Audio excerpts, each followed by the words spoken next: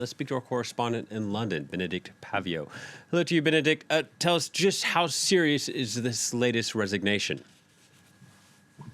Well, to lose 5 of your staff, so that's a chief of staff, your policy chief, your comms director, your principal private secretary, and a policy aide, is obviously significant, and there are some serious questions about the future direction of Downing Street. But by far the most significant, in fact, resignation was of a lady called Munira Mirza. She is a close and long-time ally, over 10 years, of Boris Johnson.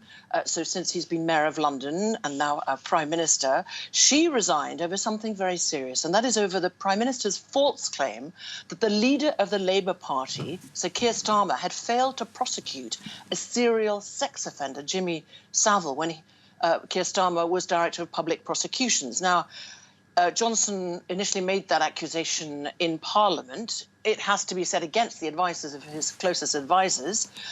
Indeed, that's why Munira Mirza cited that in her letter of resignation. And since then, there's been absolutely no evidence to back that claim up. In fact, it's been widely debunked, and Boris Johnson has somewhat backtracked on it. Now, interestingly, reacting on behalf of the government to these resignations this morning, the Energy Minister, Greg Hands, said the changes at Downing Street are part of a, quote, shake-up promised by the Prime Minister.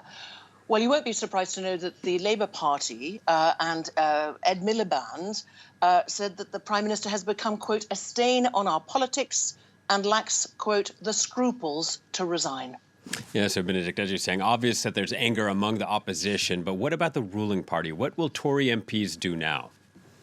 Well, that is the £1 million question, because that is where the power lies. We know that historically the Conservative Party is ruthless at decapitating its leaders, but the fact of the matter is what it would take before that is 54 Conservative MPs to put in a letter of no confidence in the Prime Minister, triggering that vote of no confidence in him, and if he were to lose, then a leadership election. So we don't know at all how many letters have gone in. We think we know that there are about 18 or 19.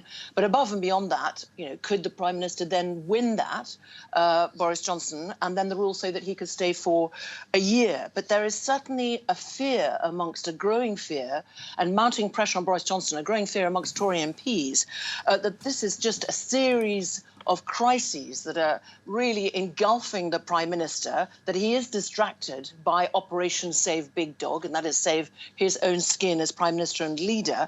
And it has to be said that the Labour Party, the Liberal Democrats, the Scottish National Party still continue to call for his resignation, accusing him over these alleged breaches of lockdown parties.